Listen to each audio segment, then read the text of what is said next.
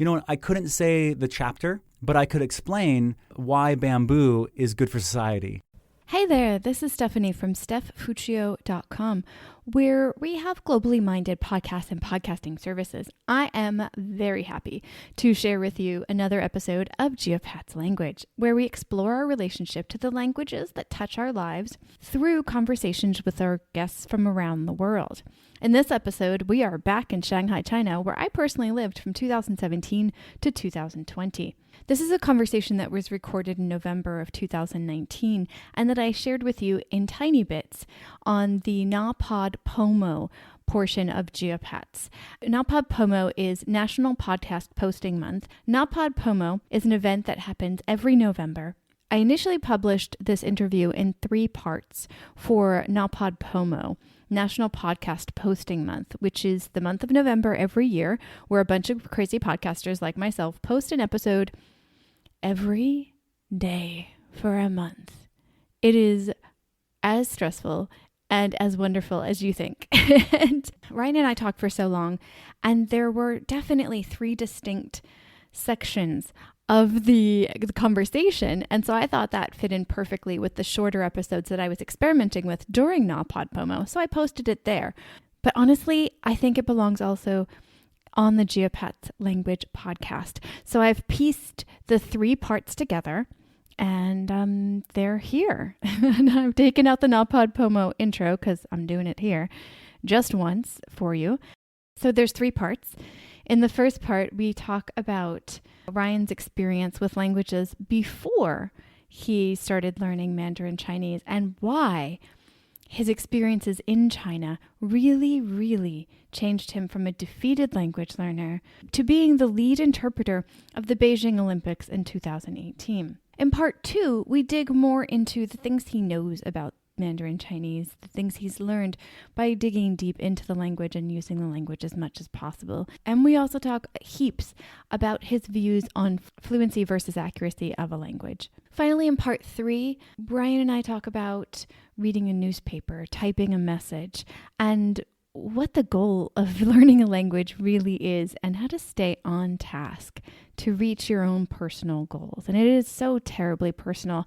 And I really thank Ryan for really opening up about his language experiences, both the failures before he started learning Chinese in China and his successes after that, and his continued struggles with the language because I've said it before and I'll say it again, Mandarin Chinese is not an easy language to learn. And there's a lot of various learning curves that you hit along the way. So thank you, Ryan, for being such an open and willing guest to share your language learning story with us. Without further ado, here are the 3 parts of this conversation. Hey, Ryan, thank you for joining us. Hey, great to be here. Thanks. Can you tell our listeners a hair about yourself? I am a enthusiast for startups and exploring the world and diving into what I don't know, I think is the best way to say it. Ooh, that is a good way to say it. So curiosity is a strong element in what you do. Excellent. Well, that feeds in well to the language story that we're going to dive into today. Why did you come to China? And you don't have to answer that if you want. No, it's easy and it's short, unlike other people usually, because I do ask that question a lot and it gets very long. I came to China simply because it was the one place in the world I knew the least about. That's it. Yeah. So when did you start learning Mandarin Chinese? I started learning Mandarin Chinese when I came to China for the very first time 15 years ago in 2004. And I discovered something that I could do here that I could never do anywhere else in the world. Which is? I could leave the classroom and go learn Chinese on my own in the villages. And that turned everything around for me. Okay, where were you living? So I was living in Shanghai. I was very nice to my professors and my teachers, and I would explain to them in the best broken English that I could in Chinese that, I'm going to go learn also on these trips. I would then, because back then there were no smartphones, I'd use my German Chinese, it was a German company, but it was an English-Chinese dictionary. Okay. I would ask someone on the street. Mm-hmm. I'd say, excuse me, sir, excuse me, ma'am. If you could go on vacation right now, where would you go in China? Mm-hmm. And they'd be like, oh, I'd go to this town. Right. And then I'd be, great, thanks. And then I'd go there. That was how I would figure out what I want to go and do. And I'd spend the week there. I'd get back for my class. I hadn't gone over the course material, but I had gotten in trouble. I had gotten in situations. I had the moments where I needed to learn Chinese or it felt like life or death. And that had prepared me and helped me learn faster and more Chinese than anyone else in my class.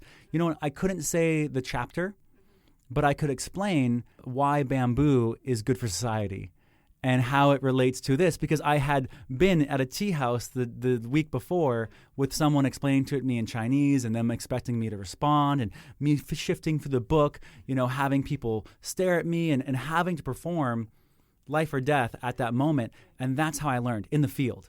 You know, getting into bad situations and really being there, I absorbed so much, and I picked up the language. Right. Okay, let's slow down and kind of zoom in on those real life situations. You keep saying bad situations. Were you actually in danger? I was never in danger, but I would say I learned I would put myself in bad situations. And I can give an example, and I'll try to make this one short.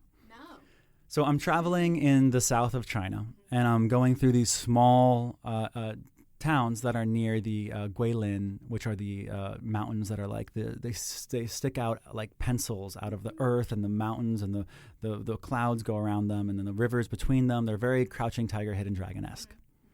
And I am walking through this one town, and I see this beautiful old tea house. It's a 2-story Chinese tea house, looks like from the movies.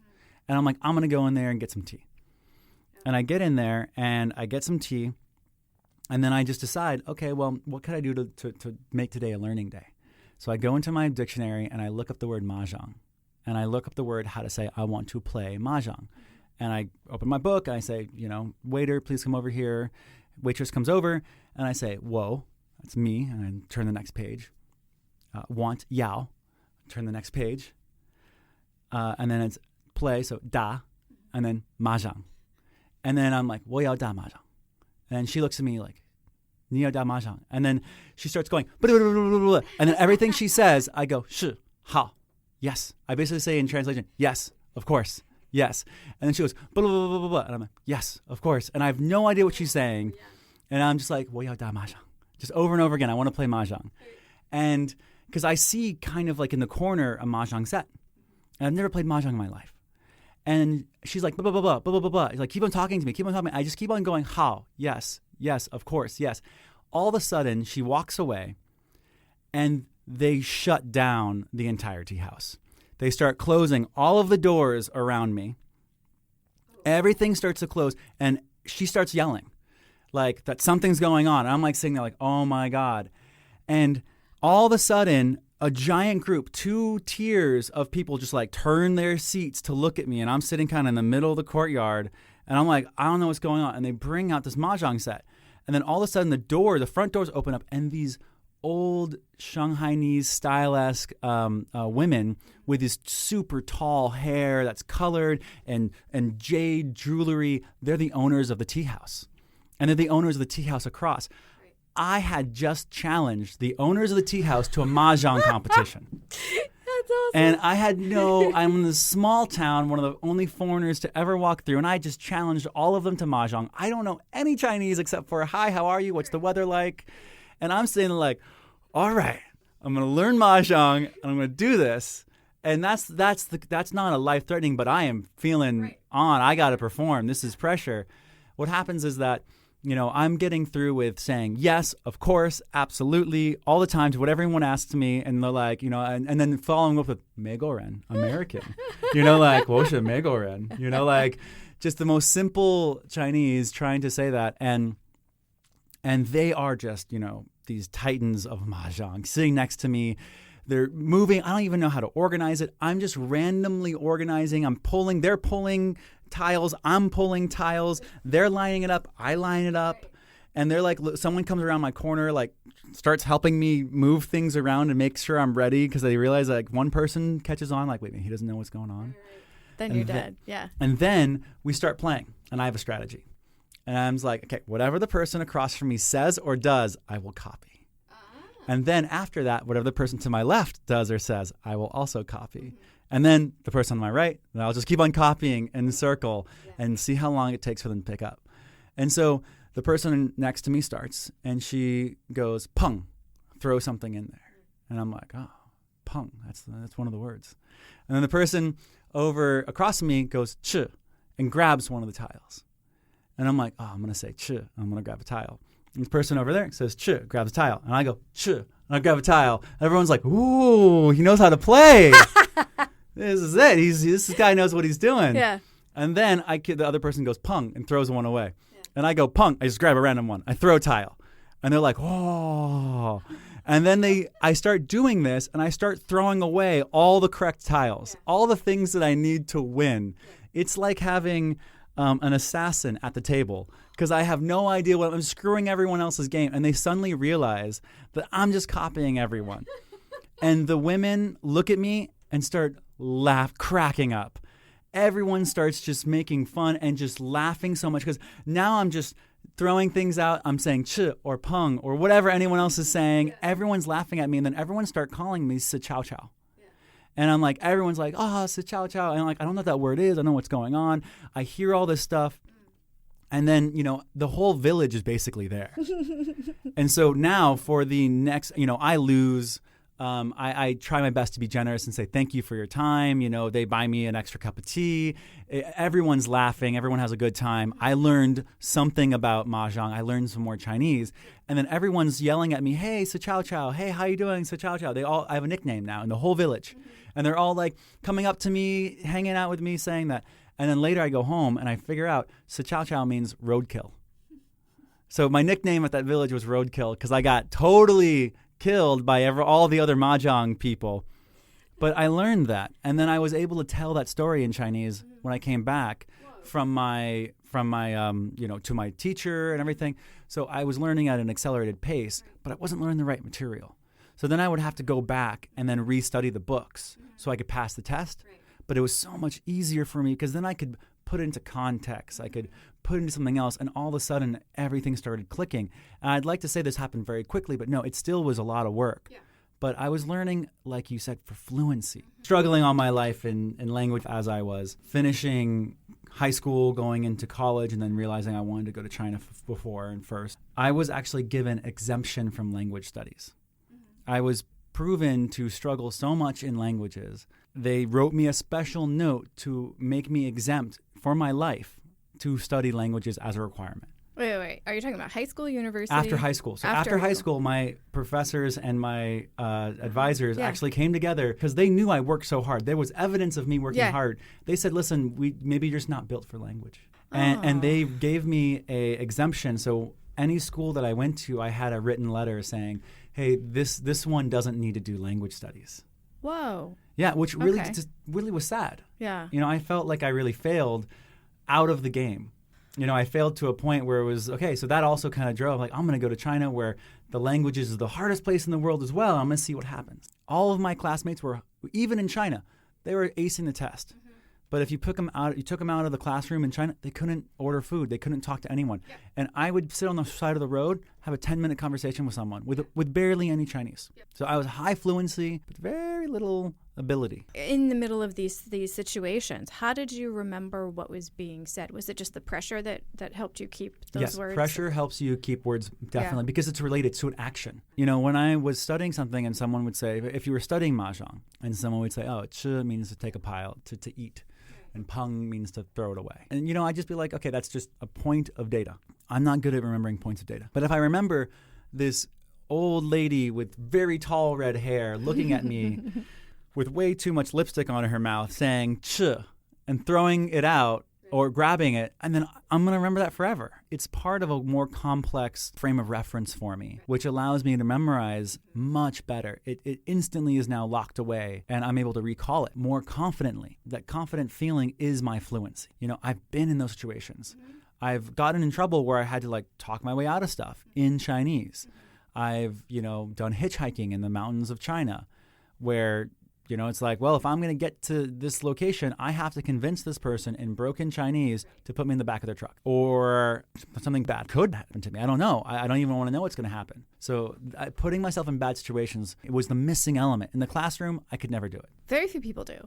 I mean, like there'll be thematic chapters in a lot of language textbooks. And I'm not just talking about Chinese, just in general. In language textbooks, they'll be like, oh, this is the grocery store chapter. This is the going on vacation chapter, that kind of thing. But you don't actually physically do the things. And I think that's missing for a lot of people. It's definitely missing for me too. And I did a lot of role plays and stuff. When I was a teacher, I would make people like get up and go to the other side of a door and like open things and hand things and like and the students are like, oh, and I'm like, yeah, but you're going to remember this. Yes, you are. Because there's a physical response to the words that you're doing.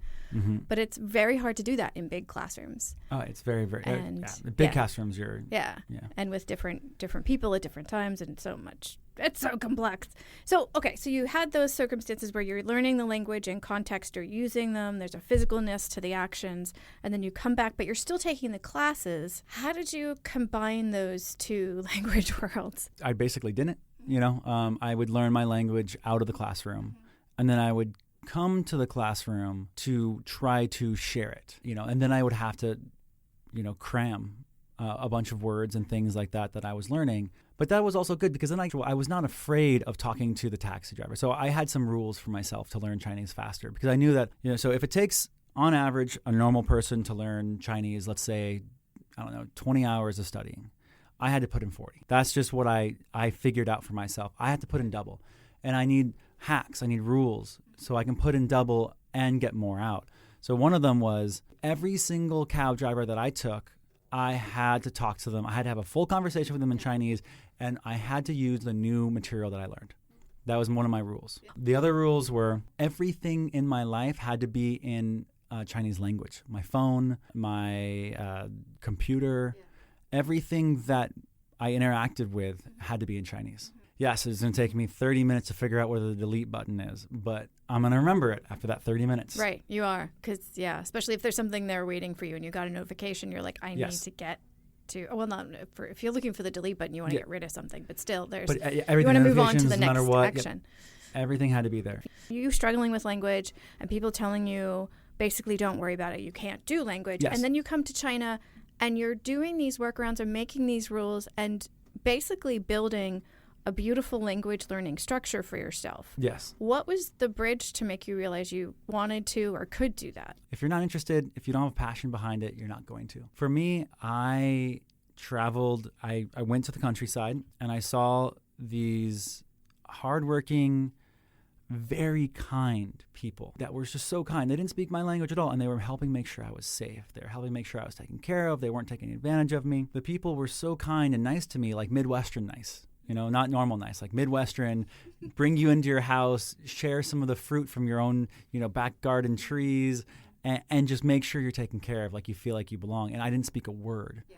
I could barely say anything. And that's that's knowing that I couldn't give them anything in return. And I wanted to know their story. But what drove me was I decided that I needed to know what their story was. I needed to connect with them. I wanted to understand China. And one of the things about China is that you can't understand China or its culture without its language. They're intuitively tied. Culture and language in China are very, very similar, almost undistinguishable, because it's from the history of the pictograph and how they set it up to what it is today.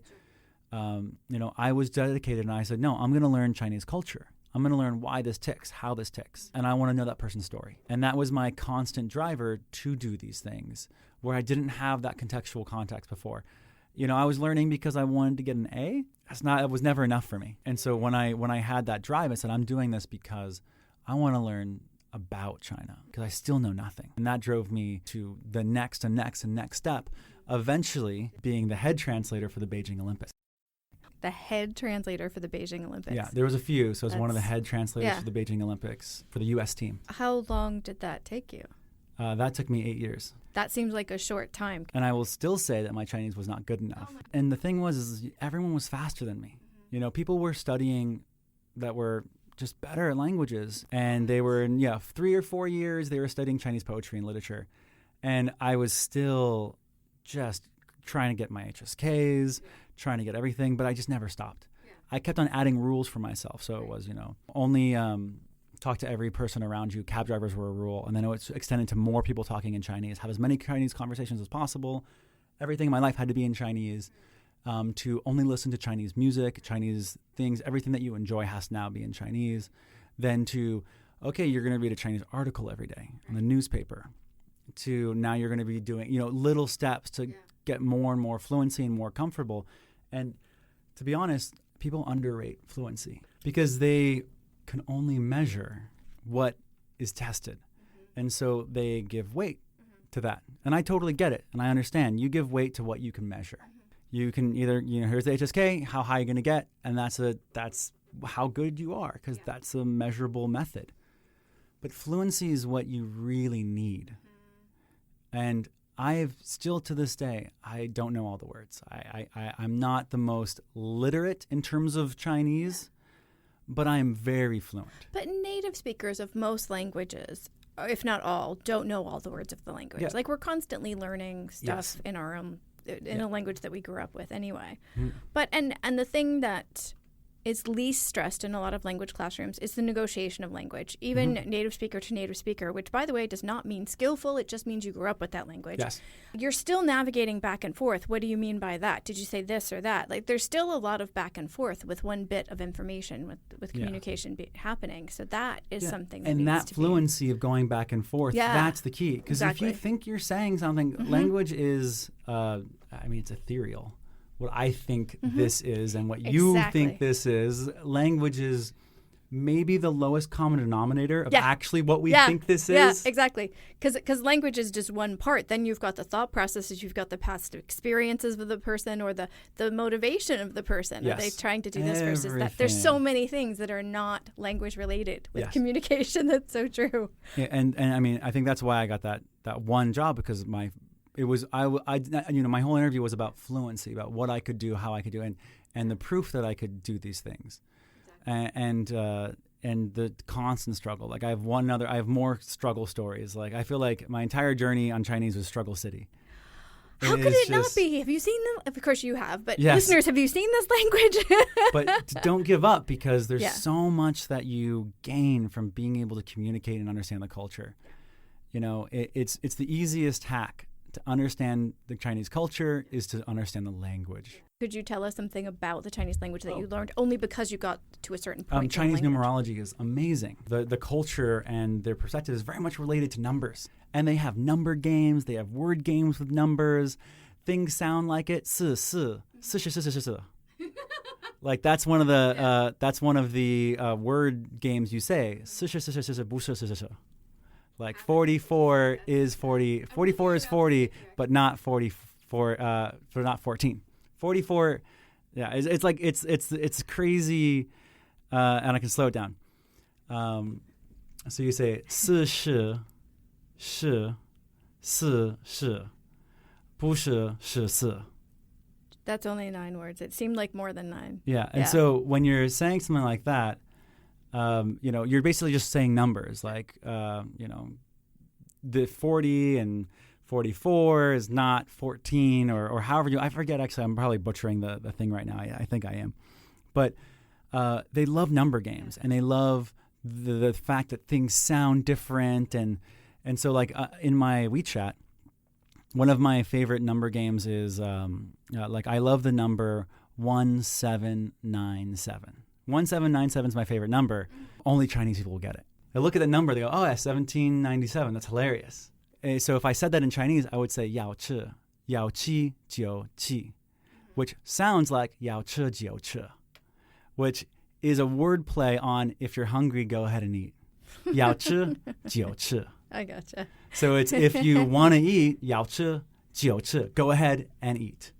And so it's a way of like, being like, I'm fat, I love food, this is amazing, food's my best friend, or just like playing around and having fun with that, or calling yourself a foodie. So 1797 is another way of saying I'm a foodie.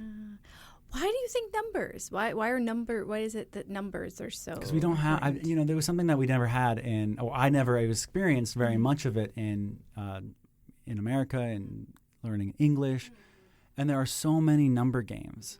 And there's so many sounds like and play off and idioms. everything about numbers, and then they believe the power of numbers. And so there are, 4 sounds like death. Right. There's been studies all over China at all the hospitals. And on the 4th month, on the 4th day, at 4 o'clock, at 4:44, there are a disproportionate amount of deaths. People give up. People believe that 4 is 4, and it's the maximum amount of death is that moment. And so there's a bell curve in China of that, and there's actual power. People give power to these numbers. Whether these numbers have power or not, that's up to quantum physics. Right. But people believe in it, that's a different thing. And so there's a lot of belief and there's a lot of cultural respect that you can get in China by knowing the numbers, knowing what things mean. There's a lot of websites that are like Liu Wu Ba. It's like, let's go buy. Or let's go for good luck. It's like things sound similar. They use numbers and all that. So one of the ways to say like good luck is Leo, Leo, Leo, Leo, Leo. 666, good luck, Or, yeah. So they're like 8 is good fortune as well, and also bye-bye. Right. But if I want to say like go, you can do it, it's Leo, Leo. Because you said there's a lot of struggle. When did you finally feel that you could step back from the struggle and have a little bit of fun with it like that? I don't know when I could have fun with it, but I remember the moment that I could hear Chinese. It took me 2 years. Okay. And I remember I was in a cab, and the radio was on, and the radio was talking about an event that was happening later that day, that with like a concert or something. And I looked at my friend, and I was like, oh, there's a concert going on, later this day. They just said on the radio. And then I stopped. It's like, I understood the radio. That's insane. I heard this. What? It was on the radio, and then it was in my brain. Oh my God. And I freaked out because I never had that happen in any language in my life. And I studied languages for years, for like 15 years I've been studying languages, and it's never clicked. The moment that I could just hear the radio and then know what it said instead of, a constructed, it has to be someone saying, how are you? Where are you from? Repeating back. Right. That was an amazing moment. So it sounds like the moment where you're just hearing content and you're not realizing what language it is until Yes, and then all of a sudden it just came in. I was like, oh my God, I understand everything. That's so amazing. I mean, not everything, but I actually understand how Yeah. little I understand. Yeah. I got 20% of that. Great, but it's a huge improvement. But you got the meaning of what they were saying in that bit, even if you didn't know every word. That's beautiful. Yeah. And I will point out that my struggle probably helped me be more confident in my fluency because I never could remember the right words. And so I never sat on my chair, my high chair of the right words. I'm saying the right thing. Why aren't you understanding me? I've always had speaking issues, or not a lisp, but I would say things wrong. And I've gone through when I was growing up, slow reader, slow one to pick up on a lot of like the language expectations. And so always kind of struggling with English. Even to this day, I'm terrible at spelling. Okay, that makes me wonder what languages were around you. Were there other language distractions? No, it was basically, California, Southern California, there's a lot of Spanish.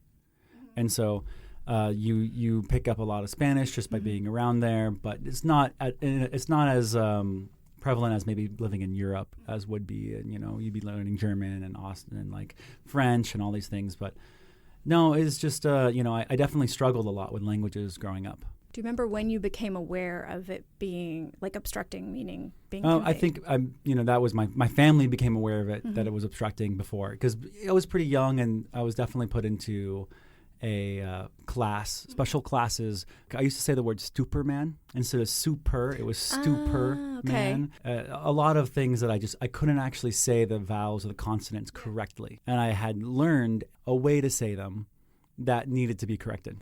Some of the most successful and intelligent people I've met had language problems as a kid. I'm just saying. I'm going to include my husband and I in that mix, but also a range of other people that I've heard speak. They've all had like language struggles, communication struggles as a kid. And I wonder if that makes us more introspective about how we communicate later on. Maybe. That's a good point. Growing up, I was told language, it was not something for me. And so as I went past then, I was always told, Ryan, you're going to have difficulties. Ryan, it's going to be harder for you. Yeah. And so it's one of those self-fulfilling prophecies where it does become harder for you. You were always in your head. So as I was growing up, I studied Latin and I studied French. And I would study 5 hours. I would study 10 hours, 15 hours. I had tutors, no matter what I would put in terms of effort and work. And I would take the practice test, ace them. I'd go in for the real test, I'd get an F every single time. I'd get zeros. I just could not perform. And it might have been the subconscious thinking of, I'm not good at this, I can't do it. But whenever it would come to taking the test, actually doing it, the graded work on any language, I would barely pass or fail. Did you have any chance to use the language? No, at all? I've never. Okay. In that situation, I was someone who never had to use it except for testing. So the only Gotcha. engagement that I've ever had with language Yeah. up to high school was, you're learning this to be tested on it. All too often people assume that language abilities equates with like intelligence, and it's just not true. Learning languages and how we learn languages is such a complex issue, complex skill, and really, really different from person to person. And how we do it's very different. Very different. So I developed techniques to go around and explain things so people could easily and hopefully, without a doubt, know what I meant. And so I'll give you an example. When we were at the Olympics, there was a circuit box that power went out and we needed to bring back electricity to the circuit box. So I was looking for a circuit box. I don't know how to say circuit box. It's not a normal thing. I don't know what to do with it. I know now how to say it, but back then, I do. Okay, I got to go research. I got to look it up. Nope. All I did was I ran around and I found someone. I said, okay, I'm looking for a box, and I was like, it's about this big, about the size of your face, and inside of it is electricity, and if I punched it, I would die. And they looked at me like, I know what you mean. It's over there. That's beautiful. So your negotiation skills were just It was just right like, on. it was like, listen, it's a box. There's power going in and out of this box, still not there. And if I punched it, I'd die. Right. And they were like, got it. Know what you mean. It's over there. And that was it. And I didn't research. I figured it out later. But that was how I did my fluency. Right. My fluency was about describing the situation, what it was, how I would use things, how things would interact with me. Do you get it? And with only a few data points, people would totally get it. They'd understand it even better than me using the real word sometimes. I imagine that would especially go over well in China, where it's such a gigantic country and linguistically it's so diverse from region to region, that I imagine they're probably doing that a lot with themselves, with the native, quote unquote, native speakers. There's 255 dialects that are recognized. So when they're speaking the common language, they're speaking Putonghua to each other, they're probably doing that anyway, because, you wouldn't necessarily, but even in English, we do that. We're like, oh, what is that thing called? The blah, blah, blah, blah, blah. Yeah, the thing that thing. I don't know what it's called, but it will kill you if you punch it. Yeah, we do that all the time anyway. So to be able to do that in another language, have people understand you, and to keep whatever action is happening happen. Yes, that's and then facilitating it, and it's just going forward, and I never got stuck on the word. Yeah. I always pushed through to the meaning. And that was my rule, is that push through to the meaning of what you're trying to say, but not the word. Yeah. The first word to come up would usually be a Chinese word. And then I'd be like, oh, it's that thing. I know it in Chinese, but I totally forgot what it is in English. And I used to say that a lot. But now my Chinese and English brain are working more in unison now.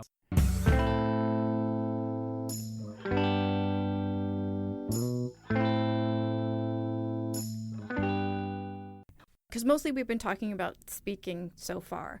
Do you read in Chinese? I used to read every day when I was trying to do the Chinese newspaper. And my writing is exclusively on a keyboard or a computer is on my phone. It's all pinyin. I can no longer write calligraphy. It looks like a 4-year-old has written. I just don't have the motor skills to draw the proper dian and hang and all that stuff. I can't do that clean, so it looks like a 4-year-old, but I can type almost as fast as I can do in English in Chinese, because it's just pinyin. It's the romanization. And that is useful. That is incredibly useful to be able to do. See, I have to ask you a question about newspapers. How difficult was it for you to read newspapers? Everything was difficult, so it was pretty average in terms of difficult. Did you find it much more difficult or formal than other things you were reading? So I found a workaround. I used Yahoo, which has a good Chinese newspapers. And then I had a add-on that if I didn't know a word, I could hover over it, add it to my cards, and then move on. Your cards, your flashcards. My flashcards, yeah. What were you using? What program? I was using something that was a Japanese company. I can't really remember the name, but and in any language, it really does help. My suggestion is read something that you wouldn't normally read. Right. So I read the military section of the newspaper, and that was, everything was new. Yeah. Everything, what's a warship? Then all of a sudden you pick up the language, it's the same stuff over.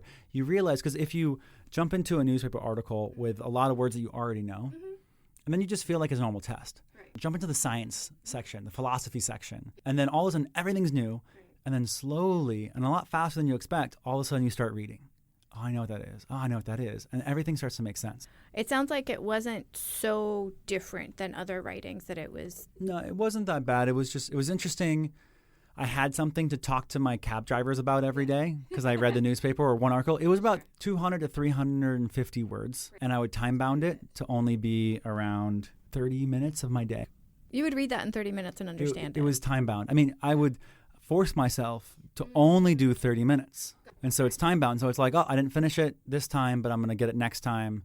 And so, it's like it's some pressure. Very clever. So more about the frequency of doing it than it's understanding not everything. About understanding. Yeah. When you're reading a newspaper, it's not so about hard. understanding. Yeah. It's about frequency. It's about showing up to the game, practicing your swing every day. And that's all that it's about. Read Chinese for 30 minutes every day and then walk away. I fell off of studying, learning, thinking about Chinese for like 6 months after my HSK3. Just my brain fell out. Have a new graded reader. The first week I had it, I just listened to chapter 1 and I was just following along. And every day, even without looking at the words, not reviewing the words that I knew from HSK 1, 2, and 3, every day something in there made more sense just from listening and watching. I'm very visual, so for me to see the characters really helped. Watch Chinese TV dramas. It's a little fast for me, to be fair. Fast, I have issues with reading in any language, so even English ones I have to put kind of big and like pause sometimes and rewind. There is, if you like Netflix, there is a Netflix add-on that will give you the Chinese and the English subtitles together. No, what I'm saying is the speed of language, reading in any language is slow for me. Yeah. So I would have to like slow down the speaking. But you're picking up other things, so you're not actually trying to get 100% accuracy. You're picking up on how people call each other. You'll pick up on little things that are more like, ever have a friend that learned their English from the TV show Friends? Yes, yeah. And the way they speak is just like Ross, There's so many people that learned off of Friends and Big Bang Theory all. And the way they talk is exactly like that TV show. And you're like, whoa. I so wish I was that person. I mean, it's definitely in the mix. It does to a degree. Like I said, I'm ridiculously visual, so for me, I need kind of slower, very frequent stuff over and over and over. I feel like I'm getting closer to that. I feel like after a few of these graded readers, I'll be much closer. Nice. But right now, I'm just amazed. Just the first week again, not studying anything, just letting the visual of the characters and hearing it has brought back what I knew, and it has me figuring out, because it's context and it's characters talking to each other, I'm able to work out some of the words that I don't know. Yes. And I'm like, that's what I like. I like that's very cool. Focusing on reading and there being a reason why the language is being used. I see you've already translated for the Beijing. What's in store for you for the future with Mandarin? Do you have any future language goals? I would like to, increase my knowledge of Chinese language. I don't consider myself completely fluent. I don't consider myself, even near like 50% near where I want to be for Chinese. It's more studying. It's getting back to the HSK. There's a lot of things that I lack describing. So if you gave me like a painting and you said, describe this painting in Chinese, I lack a lot of those terms. I need that. And also, in work and in business in China, it's really important to know all the words related to that. And so studying and researching those kind of words, those kind of conversations that I'll be getting in my line of work, and then more words. Like it's just you always need more. You do. It's unbelievable. You need more context, you need more words, and the studying time. Yeah. So I do it on my phone. I study on my phone almost every day. Like speaking wise, do you find that most of your day is in English and Chinese, or balance between the two? Mine is right now in English mostly. In the past, I had a 50-50 split. I know lots of people who have 80% Chinese, and their Chinese is killer. Like, if you can find a job where you need to speak Chinese, do it. Or just go into a small village and donate your time in a place where no one speaks English at all. It's also a good hack. But working and making a living off of speaking Chinese is a fantastic way. Have you lost any of your English language when you learned Mandarin? Is there anything that you were like, I used to know this word, this phrase, or how to say this? Yeah, definitely. The first word to come up would usually be a Chinese word. Mm-hmm. And then I'd be like, oh, it's that thing. I know it in Chinese, but I totally forgot what it is in English. And I used to say that a lot. But now my Chinese and English brain are working more in unison now. But yeah, definitely that happens. I had a previous guest that was asking about, Tanya Crossman, she was asking about the emotional language within a language. She started learning Chinese when she was like 12 or 13 and has used it a lot throughout her life. And so she's like, she wants to hear more about people's, like when they learn to be emotional in language, when they learn to express either happiness or sadness or any sort of emotional struggle. Have you had whatever you're comfortable sharing? Oh, no. So for me, that was day one. That was me going into the cities. Yeah. And that's what I learned right away. I learned fluency on an emotional level and on a, have to survive level. But talking about language. I would have to say thank you, and this makes me really happy, sure. and that kind of stuff. Right. But like talking emotionally in language in Chinese, I just practice. At this point, I don't think there was outside of really trying to connect and talk to people, because that's my goal. My goal is to connect. I have to emotionally drive that conversation, and so I was able to pick that up very early. I kind of crossed that bridge first. And then learn the language. Does English and Chinese feel like different parts of your brain are being worked? I would say in the beginning, yes. Yeah. But now it's not. Because when learning a new language, you burn more calories. The biggest muscle in your body is your brain. Yeah. And so you will, you need to feed it. Mm-hmm. You're going to burn a lot of calories. Your head's going to hurt. You're going to feel, you can actually get headaches from learning. Mm-hmm. And that's what it felt like. But then once it starts to get into your type 2 memory set, and then you're pretty much good. Your neurons know what to do after that. Yeah. So then it just feels like the same. Yep. Any other than just keep going and keep doing things, do you have any advice to folks who are just starting or at their first big, do I keep going or do I stop decision point with Mandarin Chinese? Come to China. Test it out. Do it in the field. So if you think you're going to stop or you think you're going to start, just find a reason, come to China, go to some place where the only thing you can do to survive is talk and speak that language. And I would say this for any language, anything you want to learn, Hindi, you want to learn French, you want to learn English. Like just go to that place and feel like what it is, because very few people are true polyglots that love the learning of a language, love the science of it, the physics of it, the way in which language modifies and grows. Like that's not me. Yeah. But I found my why, and I drove towards it, and my why was bigger than the things that were difficult for me, and I would have never found that unless I would have came. Do you think people should come when they're an absolute beginner at Chinese, or do you think they should get some basics first and then come? Absolute beginner. Yeah, and when you come and you join, don't join level 1. Yeah. Join level 2. Level 1 is China. Yeah. So if you're here and you're like, I'm just learning Chinese, I'm joining level 1, you're wasting your time. Join level 2, join level 3. Yeah. Because you're gonna because just being in China, everyone says ni hao, how are you? And that's level 1. Yeah. You're gonna spend your entire trip here reinforcing something that is already permeating into you. Gotcha. Instead, go for level 2. Go for level 3. Go higher. Learn level 1 anywhere else you go. Yeah. But in China, your job is to push yourself. Yeah. That's it. Do you think people can learn the language that way if they come here to work and are learning it on the side? Or yeah, totally. It's much easier. Absolutely. Yeah. You can learn it. It's better to learn Chinese in China. Yeah. Because then you have a relationship for it. You understand what things are and why. Yeah. And you can play with it. Final question. Do you have any special phrases that you really like that exist in Chinese that don't exist in English? Okay, that don't exist in English? Yeah.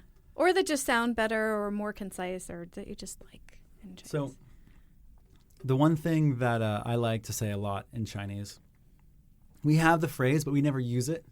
So in America, if there is a sports competition, sport ball, no, if there's a football or baseball, we have like a cheer. Yeah. It's like go team go or hoorah, or something like that. In China, and usually if it's an international one, we know Americans always know what to say. USA, USA, okay? But that doesn't apply. I wouldn't go to my colleague and say USA, USA. Maybe I should. That's a good idea. But what you do in China is you say 加油, which means add oil, which means go get it, go get it, go get it, go get it. And in China, you just say 加油 for everything. It's like, have a good day, 加油. Your team's behind, you want to score, 加油, 加油, 加油. China's going for the Olympics, 加油, 加油. You had a bad day, you need to push through, 加油. And it's this idea of pushing through. And I always say 加油, add oil. And I chant it like to everyone I know because I love the phrase. And it's just this great, like, optimistic fight for yourself, keep on pushing through phrase. And, 加油. Everybody out there, if you're trying to learn Chinese and you want to get into it, just no matter what happens, 加油, 加什么油. 谢谢你 to Ryan for being such a wonderful guest during this conversation. We actually also recorded this in his studio in Shanghai, China. If you are a podcaster in Shanghai, China and need a place to record, I'd be thrilled to connect you to Red Door Studio. So go ahead and message me and I will connect you over to Ryan. This podcast is brought to you by StephFuccio.com, where I offer podcasting services like podcasting workshops, podcast editing, and more all the time. You can find the full show notes, links, etc. to this episode at StephFuccio, StephFuccio.com/geopatslanguage/23. Membership fees apply after free trial. Cancel anytime. You know what's wrong with health and fitness? You weaponize it against yourself. Why didn't you go to the gym today? You're so lazy. Why did you eat that? You have no self-control. Stop it. At Beachbody, we think training and caring for your body in a way that works best for you should be about loving yourself. Let us help you without all the judgment. Here's how. Go to beachbody.com to claim your free membership and start feeling great.